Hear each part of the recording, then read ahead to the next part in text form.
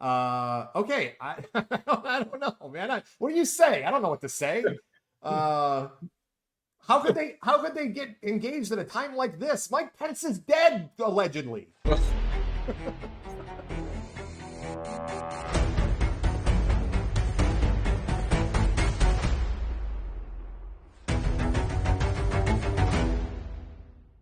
Hey everyone, and welcome to a very special edition of the Blue Sedition podcast. This is the January 6th edition. Happy January 6th. Mike, how's it going? Yeah, I think Doing that's well. I'm yeah. celebrating, we Yeah. love a good insurrection in this country. Yeah. I mean that's certainly what the Democrats do whenever they certify a Republican president, right? That's Isn't what it? we did today. The Democrats stormed the Capitol Okay. and they still hanged Mike Pence. I don't really get it, but That's I'm okay with it. okay. Yeah. And so then the Trump wasn't certified with or wait, did that just happen very easily? Oh, I think that they let Oh. that happen very easily. Oh, is that what?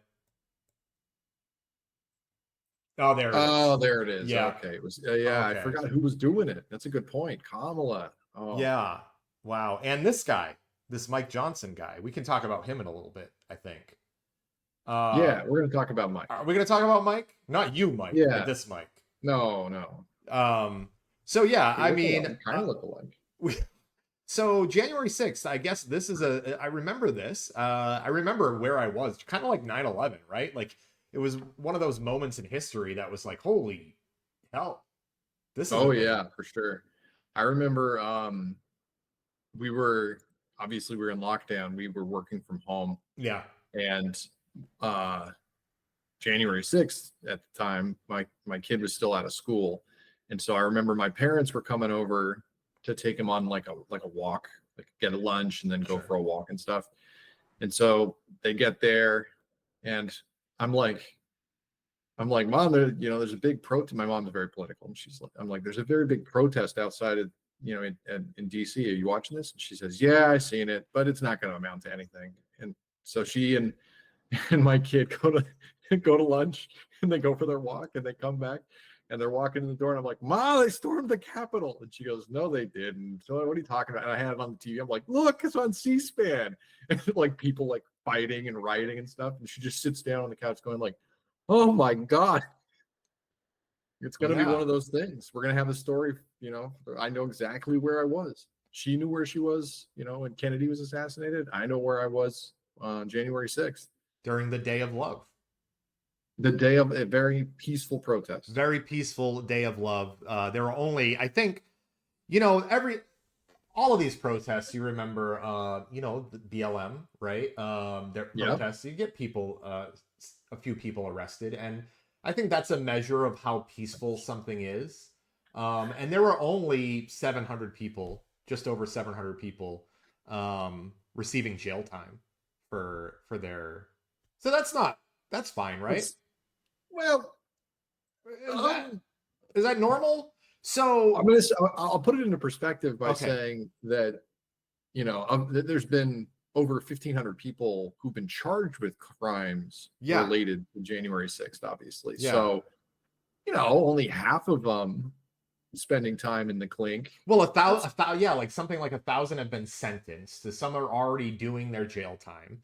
Right. I think, what was the guy's name? Enrique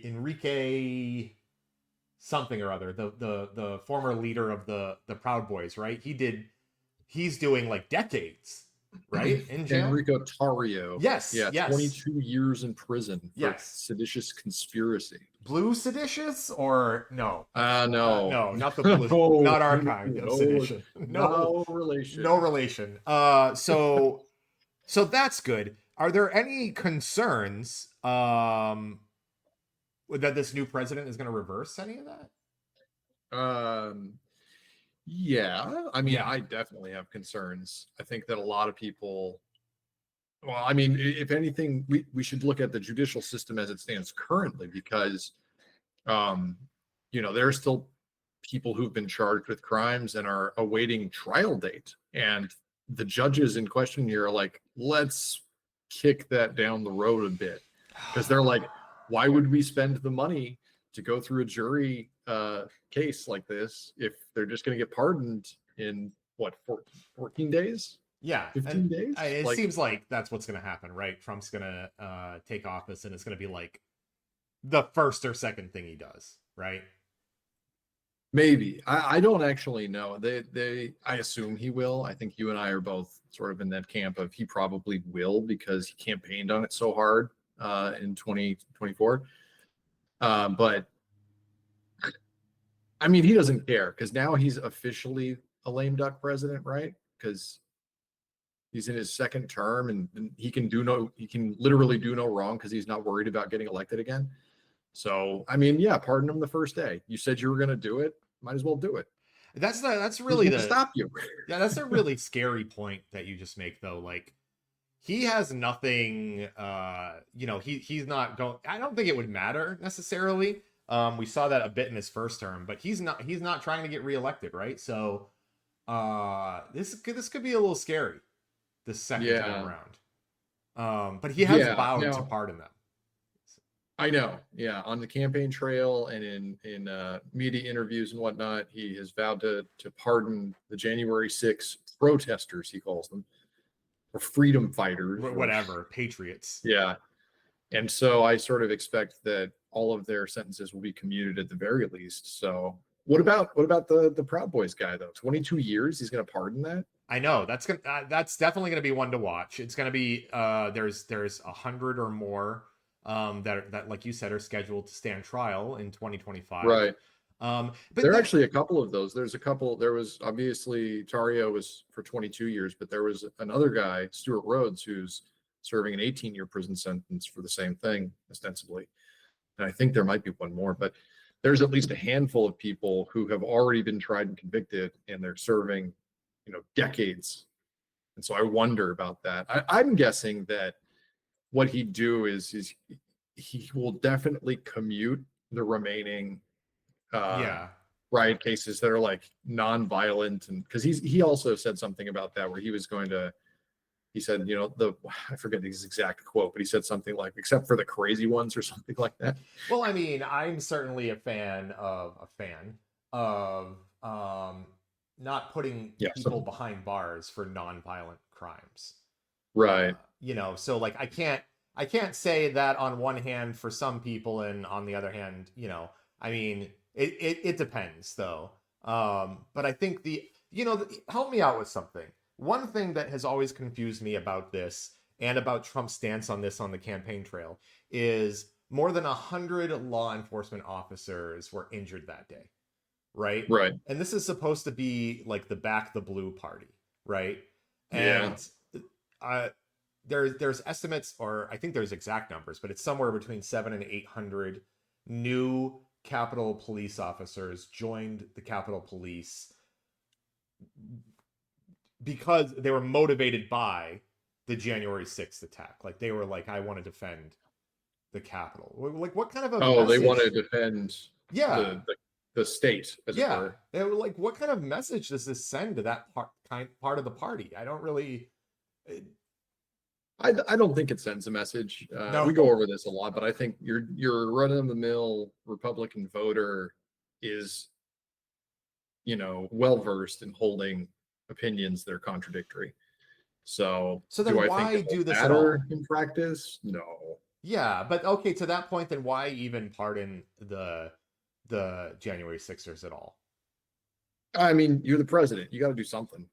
I think that Well, he's because I mean, you think about a traditional presidential uh 2 terms, right? You think of Obama, you think of Bush, you think of, you know, and that the first 100 days of their second term, they're trying to enact their their I forget that I'm blanking on the word. They enact their policy as best they can, and they try and come good on their promises they made on the campaign trail in most cases. You know what I mean? So I think it's an easy win for him and his base to just pardon, most of those individuals. It takes nothing but an hour of his time signing his name. He's going to have, you know, Stephen Miller or somebody draft all of the pardons, and then he just has to sign. So I think it's low hanging fruit for him. It'll make his base excited because he on day one he can, just deliver on one of his campaign promises, and it's going to raise his popularity. Now he doesn't need it, but it's the easiest way to get the rest of your policy through is by enacting policy. I mean, it seems to me like what's going to happen here, and we already see it happening, right? Is like this is Trump's America now, like it happened in the first time. Is that violence backed by, or motivated by Trump or him as your president could lead to no punishment.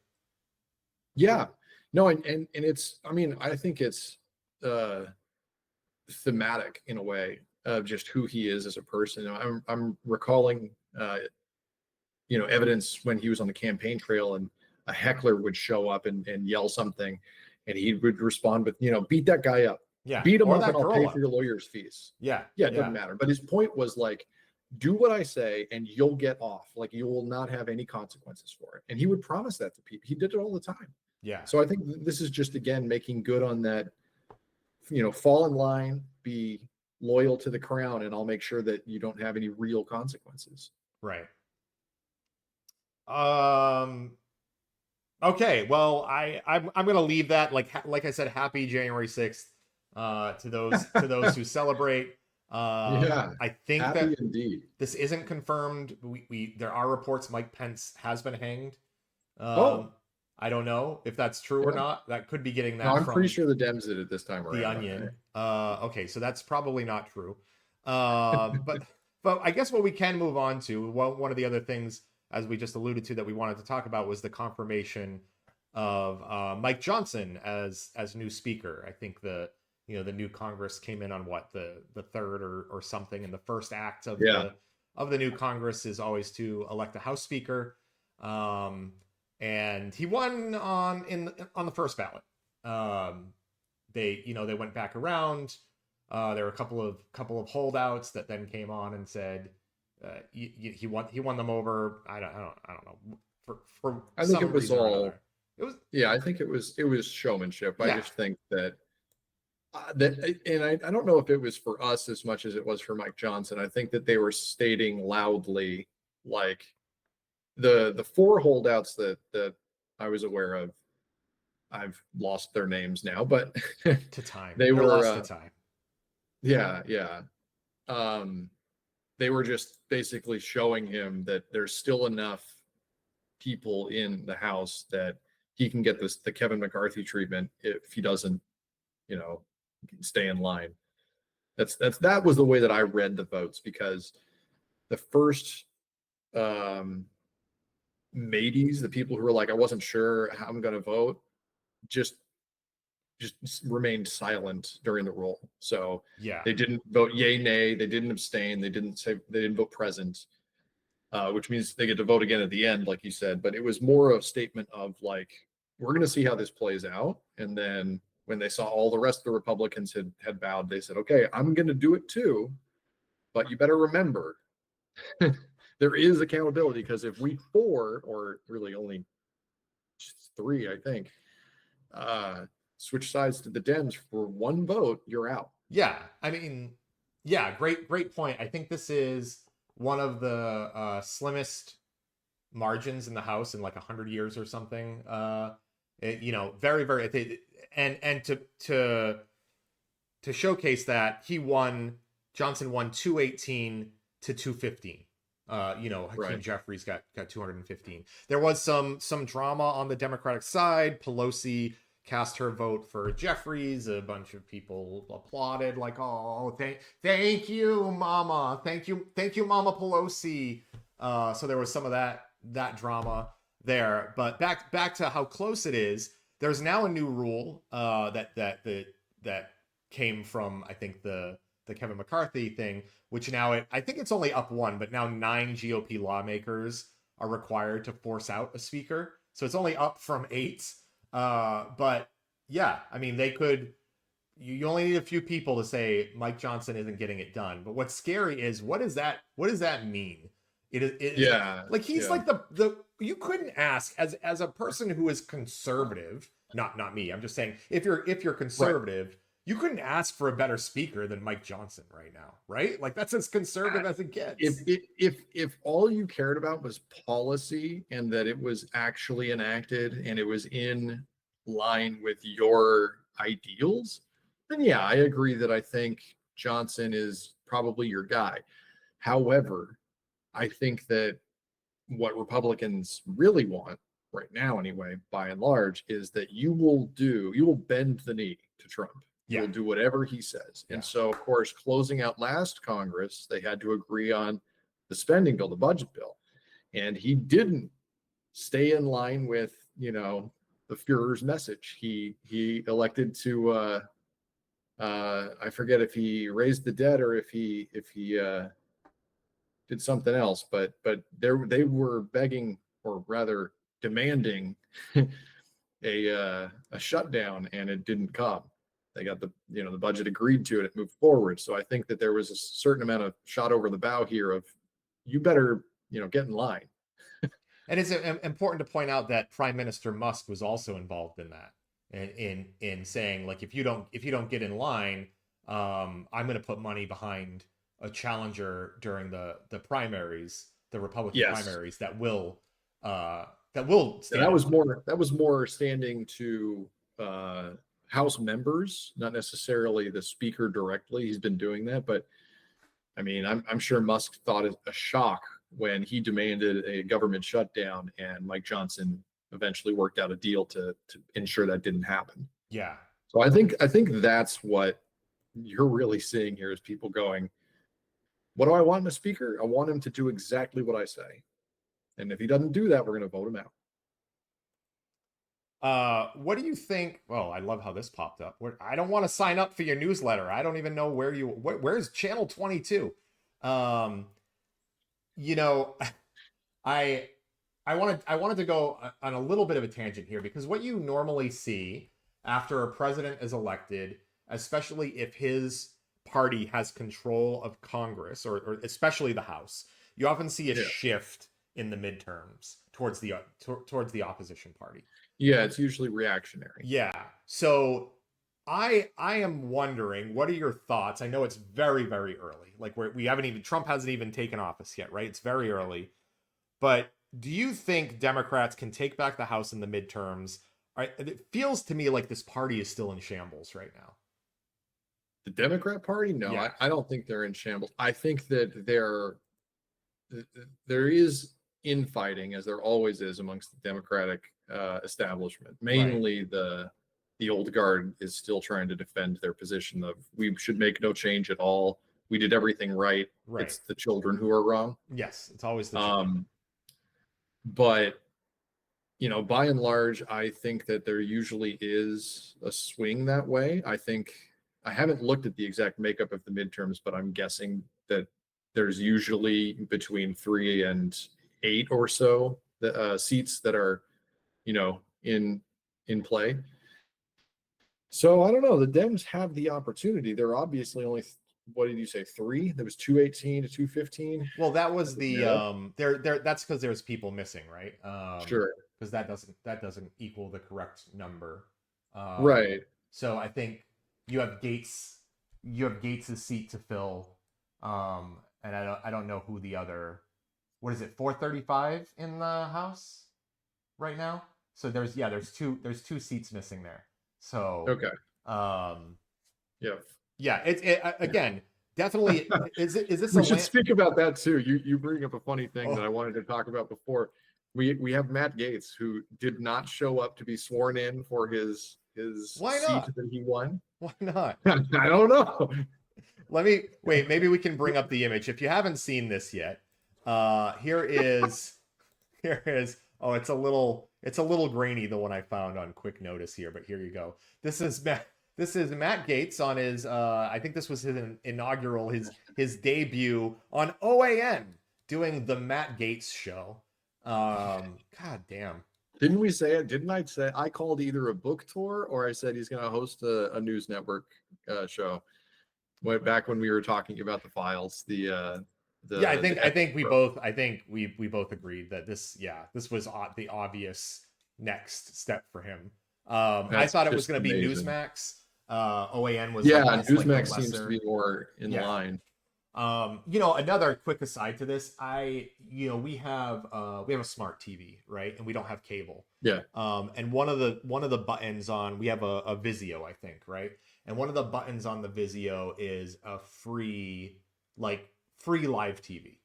Okay, so if you don't have cable, and even if you don't pay for a lot of the apps, you can just watch free live TV. And there's a sure. lot of like decent channels on there. Like if you just wanted to put something on for the kid, or there's like holiday movies all the time. But then Yeah, there's a yeah. whole news section, and I just saw this the other day and it really blew me away. There's a whole news section, but the majority of it is this kind of it's OAN, Newsmax. I'm blown Yeah. away by the like stranglehold they have on like the free kind of like news market area. You didn't see like CNN live streaming on there because CNN No. wants you to pay for it, right? Yeah. So the difference there is, and this is all a theory.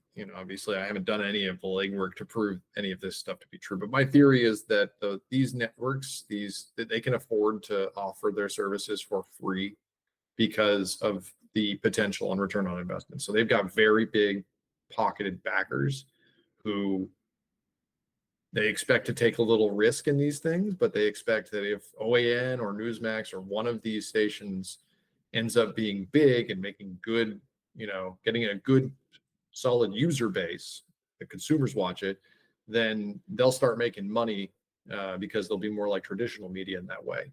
So they kill two birds with one stone effectively, is that they're trying to make a ton of money, and it's a gamble, it might work.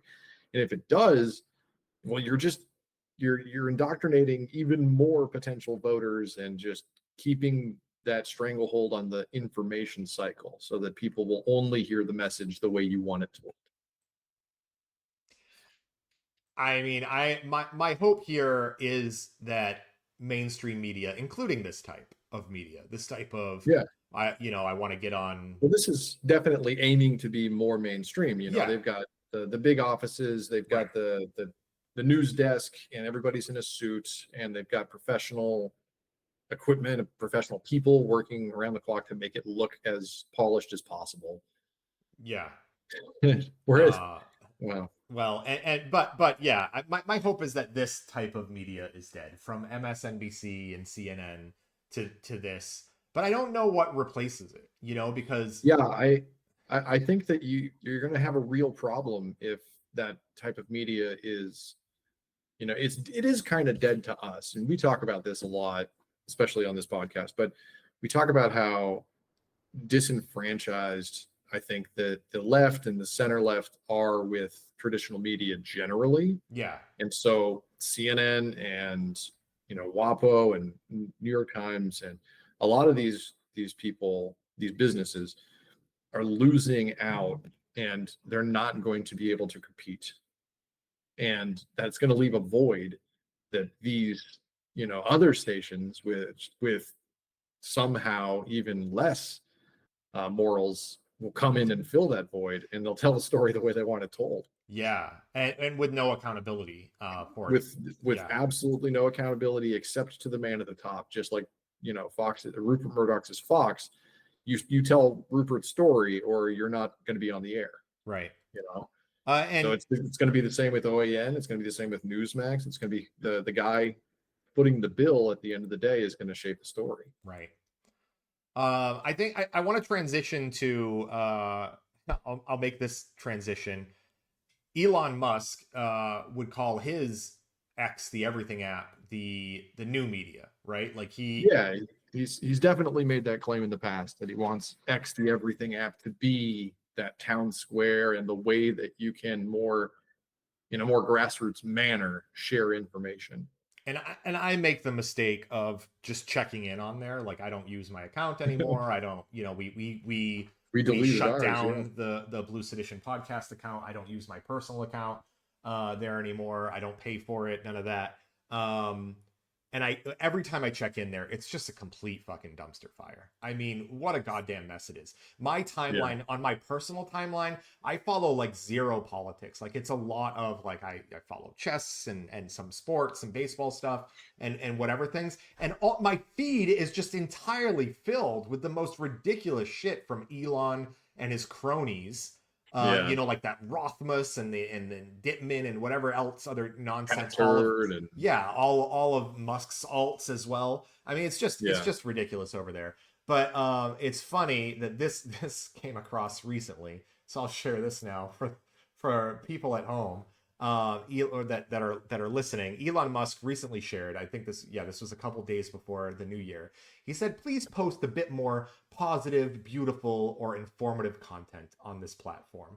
And so later, not even what we're not even a week later, right? And Yeah. a guy, I don't know who this is, says Elon Musk is rapidly becoming the largest spreader of disinformation in human history, hijacking political debates in the process. The EU must take action. Now, I agree with everything he said in the first sentence. I don't know about the EU taking action. Like, I don't know what that looks like.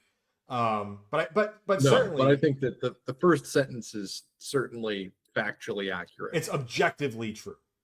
And you and I have covered it on this podcast about the way that Elon Musk approached this election, our most recent election, and how he bolstered misinformation as a weapon on Twitter to try and sway minds, as well Right. as just bribing people with a scam. Right.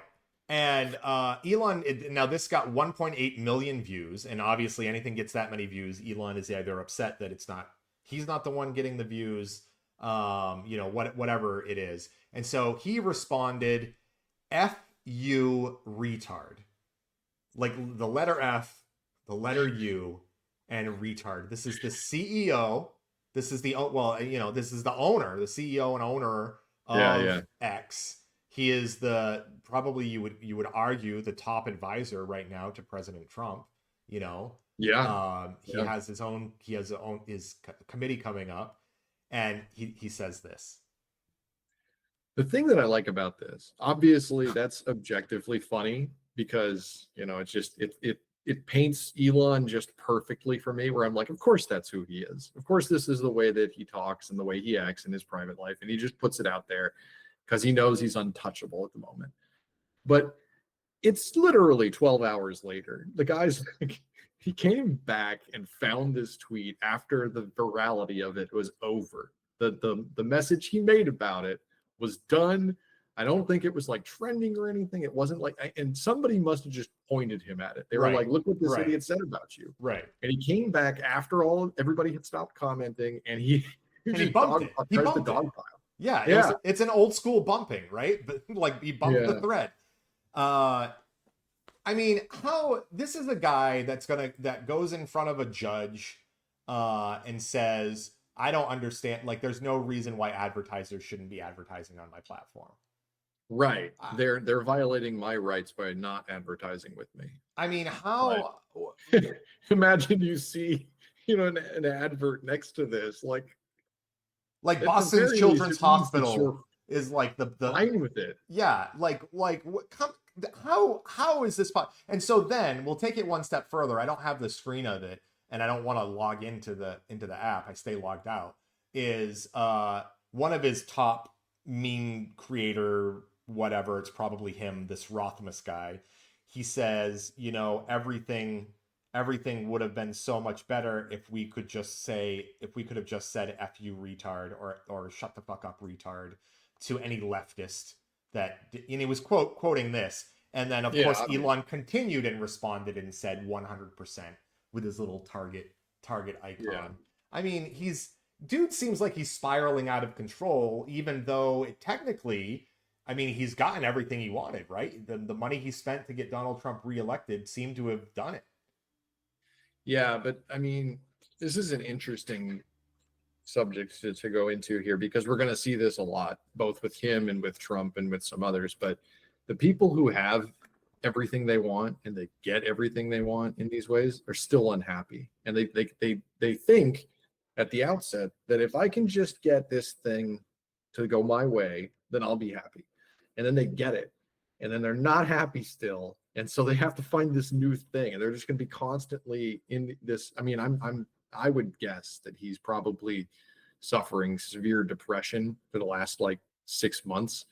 And this just the way he writes and the things he says. But yeah, I mean, it's gotta be only going to get that. worse Yeah. because he got his plan and it was everything that he wanted. And on top of that, I still think that Trump is just going to kick him by the wayside once he's done with it. No, I don't disagree with that. I mean, I think you hit the nail on the head, but I think it's been longer. And somebody called out, you know, he's never been more divorced dad than he is right now. Like he's still like it's showing in everything that he does. And you remember the whole taking like trying to erase date timestamps from like Twitter. From tweets, yeah, and I don't know. Maybe he went back on that, but it's funny. You just look at his activity over the last 6 months. Look at his activity last night. You know, he's literally tweeting like every 10 minutes, nonstop through the middle of the night, early again in the morning. I mean, the guy is craving attention from other people. He seems severely depressed. And also, how does a guy who is supposedly running this company, Tesla, SpaceX, soon to be Doge, how does he have the time to do this? Yeah, I mean, it's one of those things that if you take 5 minutes and like look at the evidence, it's really rather clear that he runs things by, you know, order. He doesn't actually do any work. He's just like, make this happen and point to some guy in the company, and that's how it gets done. Right. But I agree that how are you going to make the government more efficient with that sort of attitude? Because you can't just point at, you know, the solicitor general or somebody and be like, make the postal service more efficient, go. And then because they only have so many tools and they don't have his infinite money ostensibly. Yeah, go ahead. Sorry, I didn't mean to cut you off. I was just going to say it's not going to work, and he's going to complain about it not working the way that he knows his businesses work. Right. He's like, we should run this more like a business, and then someone should point out to him that his businesses have basically infinite money, whereas the government doesn't. And to be honest with you, government does, but people complain about it. They can print it. And to be honest with you, his businesses. I mean, he's been bailed out so many times in Tesla. All of his business projects. So it's not like he went in there and like made this miraculous thing happen. He didn't. He frankly he didn't do it. On any of those businesses. I think his mental wellness is going to take a hit regardless, because let's say, I mean, we talked about already what I suspect is that Trump is going to kick him to the wayside once his usefulness has run out, which I suspect will be this year. Right. But let's take the opposite approach and say, well, what if Elon is like wildly successful, right? Mm-hmm. Well, that's only going to put him under more scrutiny. And at the very least, traditional media still hates him. And so they will be quick to point out he's never actually founded a company. He's never actually built anything. He's bought companies that have already existed, or he, in the case of PayPal, was just there. Yeah. But he didn't really do anything. He sued people so that he could call himself the founder, right? Like he did that with Tesla. Right. So yeah. And so the more scrutiny he gets, the more noise people are going to make about him not being this Tony Stark figure that he so obviously wants to be. He wants that so bad. He wants to be Iron Man. He wants like it's embarrassing, really. Because I'll be honest, he could be. That's the funny thing. Yeah. Is he could be he could have been. He was on this different trajectory. I don't know when and where the split happened.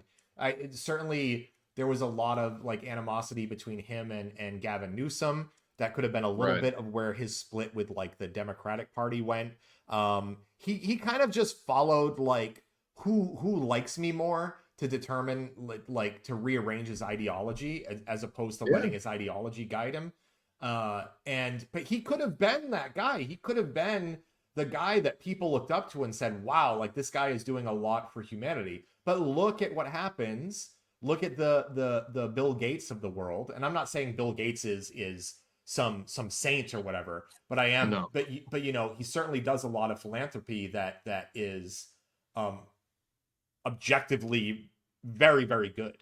It's So better than doing nothing. We'll say that there are right. Gates libraries and Gates college Yeah. wings and Gates, Yeah. but I don't see any Musk hospitals. I don't see any Musk, It's you know, weird. It's orphanages. I don't see any philanthropic, you know, additions. you There's have nothing he doesn't do any of that. you have the He just power. Yeah, you have the power to guide all of these lemmings. You have all of their ears, right? And instead you're like, you know what we really need to do is like force impregnate more women because population decline. And you're like, what the what a fuck? weird guy. What the fuck? What? So anyway, enough about him. Let's go back to talking about the turmeric terrorist. Um, so sentencing is coming up on Friday for the hush money case. This could, you know, it the judges already said there will be no jail time, which we, I believe, mocked last time. I don't know if we talked Right. about it on the podcast or not. But you know, frankly, ridiculous, embarrassing. But still, finishing that sentencing hearing means that Trump would officially be a convicted felon. Right. And under New York statute, that you're not considered a felon until sentencing, right? Okay. So you know, people are like, oh, all these counts, he's a felon. It's technically not until this happens. And so if this happens on Friday, and then he's sworn in on January 20th, he would become the first convicted felon president in the United States. So he is doing everything that he can, and his lawyers are doing everything that they can to basically push this back until it just there would be no point in it going on. Right. It's sort of interesting because it's is it a federal case? I'm forgetting. He's been, you know, he's been No, tried for this so many things at this point. yeah, no, I think this one is This is a the state. New York State took this on, right? Yeah. So he's not he has no jurisdiction to pardon himself, No, right? no, correct. So yeah, I think that they said that basically he either needs to have sentencing immediately before he is inaugurated to president, and then those fines or whatever the punishment be remit at that point, or they would wait for sentencing until after his presidency, which would sort of be strange, but also would give itself a notion of, well, there could be jail time to come with that. So I don't know. Yeah, I mean, Seems strange to me because I don't even know what possible, you know, sentences or fines could have been imposed based on the 34, you know, um I don't know. rulings. I want just fine, just fine. Just go to the. I mean, if there's no jail time, do the sentencing. Pay whatever ridiculous amount it is. Right. Sell a gold, you know, sell a gold jockstrap, you know, with "Make America Great Again" on it to make that money back, and your supporters will buy it, and this won't cost Trump a dime, I don't think. But I think it is to prevent that actual convicted felon status.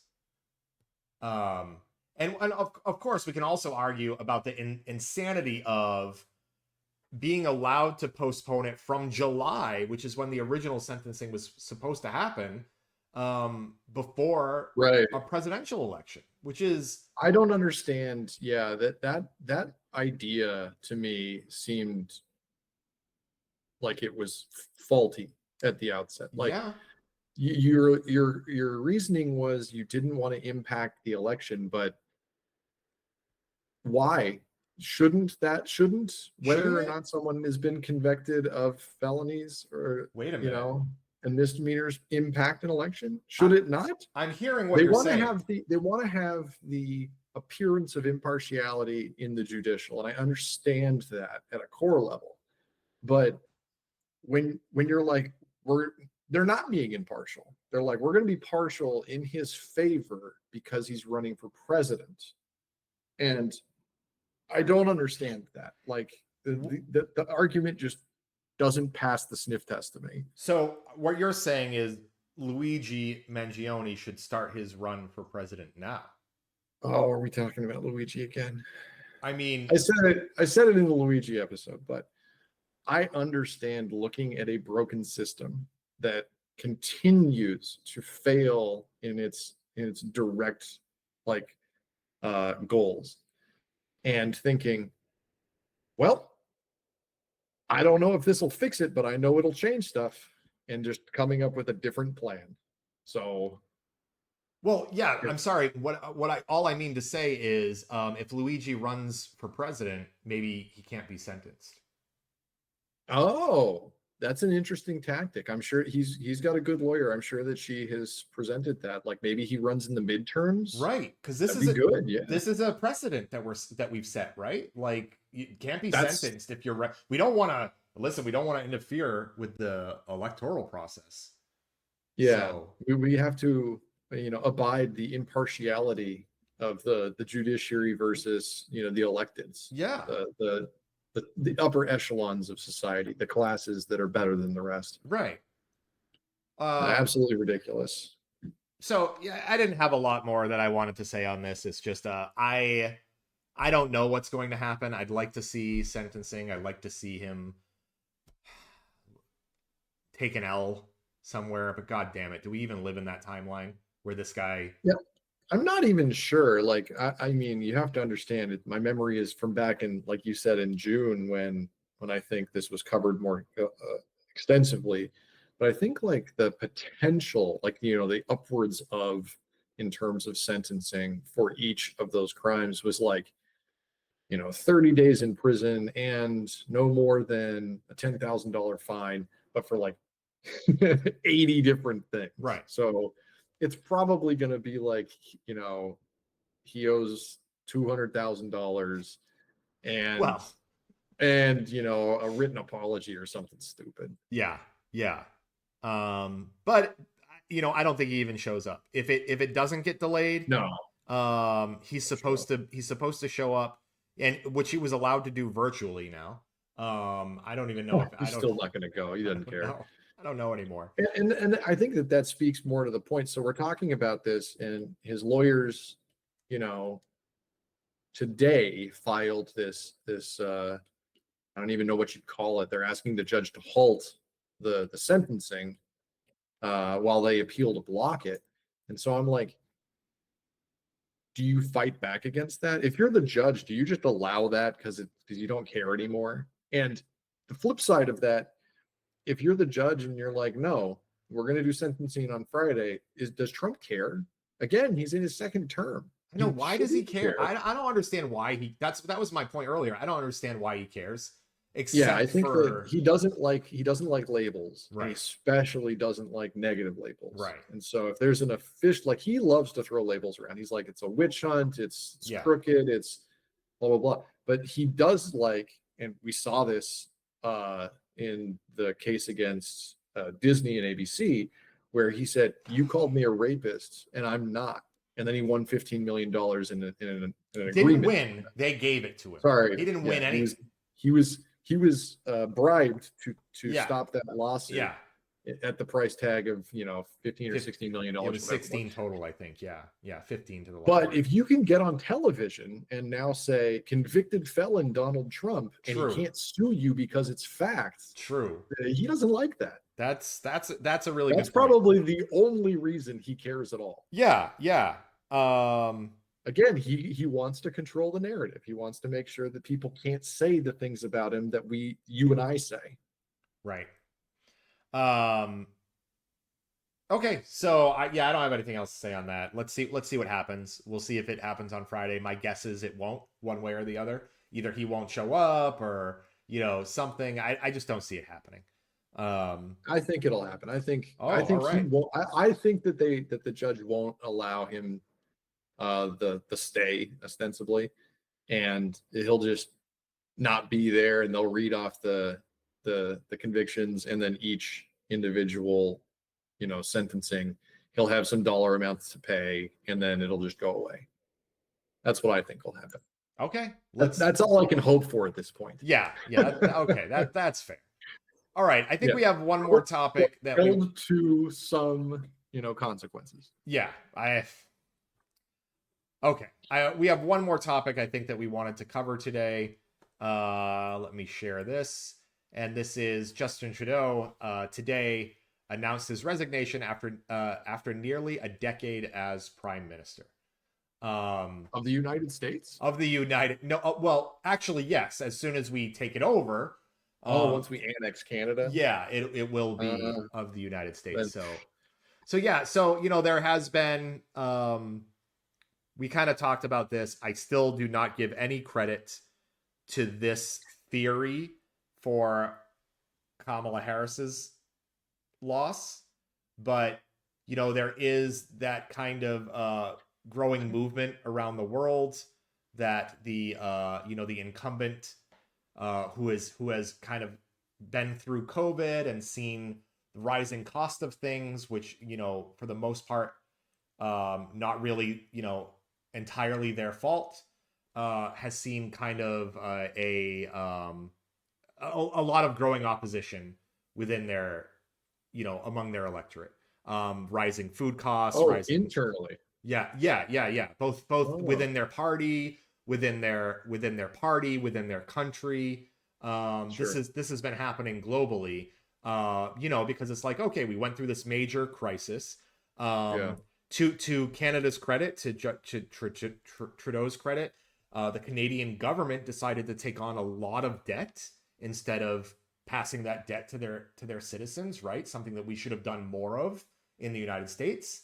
Um, I mean, I think they did a lot. I am in no way a day-to-day follower of Canadian politics. I We're don't pretty really we're pretty know. far out from the Canadian politics. We have enough politics to follow here. We don't need to bury ourselves in theirs. Yeah, exactly. The only things I do know is that there was this growing opposition, there was declining popularity, especially due to those like rising food and housing costs, which you kind of have to say a lot of that is not it directly um, related to Trudeau himself or the Liberal Party. But then there's resignations of key cabinet members. The other parties in Canada have said that when their what is it Congress what do they call their Congress but Parliament? Parliament, I'm not thank sure. you, yeah, no, that's totally Yeah. what they call it when Parliament goes back in session, that they're going to hold and succeed with a no confidence vote. So to get ahead of that, Trudeau, said, listen, he'll remain prime minister up to whatever date it was, and there so that they can hold a proper election of leadership among the Liberal Party, um, and then go from there. So what are your thoughts on this? Yeah, I don't know. It was interesting. I hadn't thought about it in terms of the global sort of economic sociostatic stasis. Nope, status We got there. view of things, where you're saying, well, if you were the incumbent during COVID and during the price gouging for the last couple of years, then you wear that bullet, right?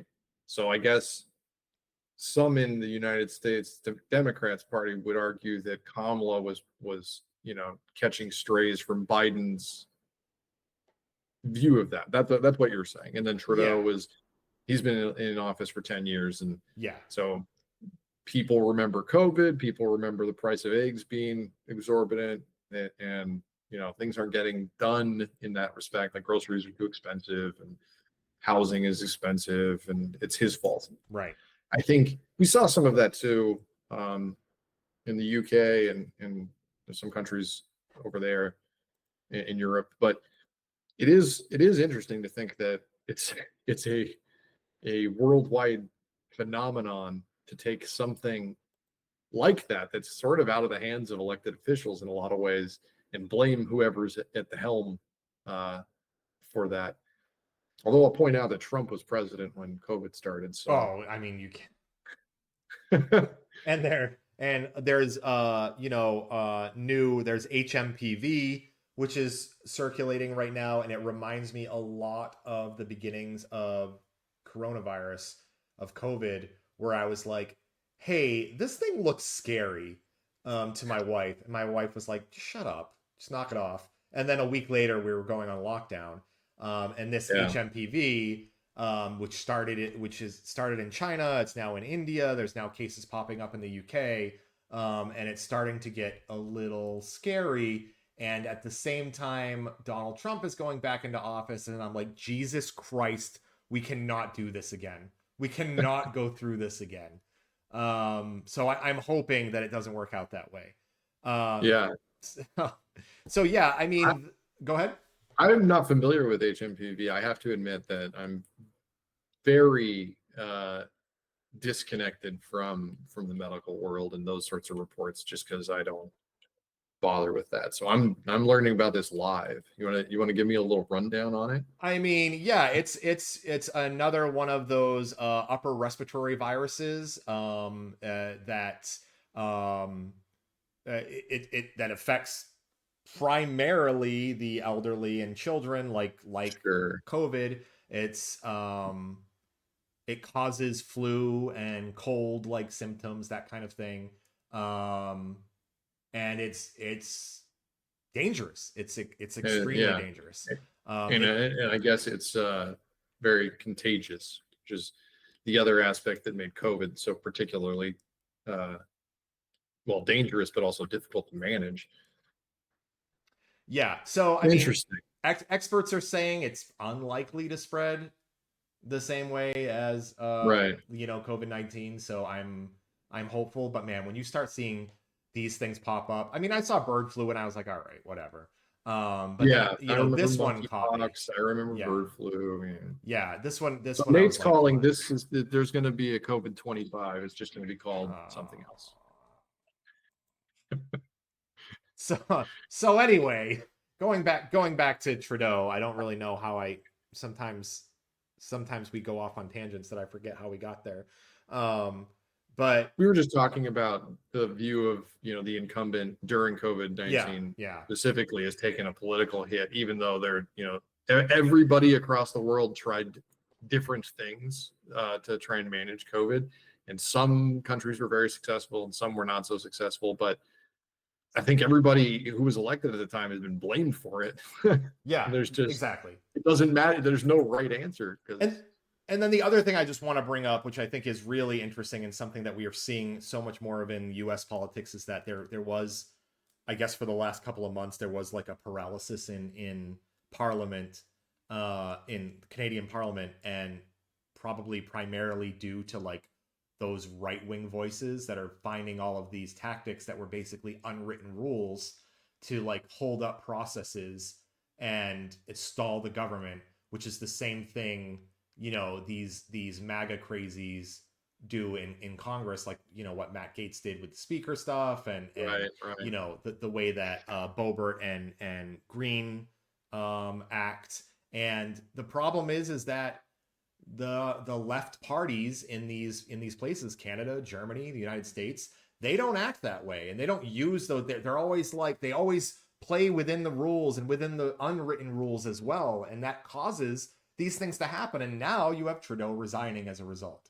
Now we have Donald Trump, for instance, as the incoming president as a result. So Yeah, I mean, we talk about it frequently on the podcast, but the unwillingness for the Liberal Party in any country to sink to the tactics used by the right, for better or for worse, is why we are where we are.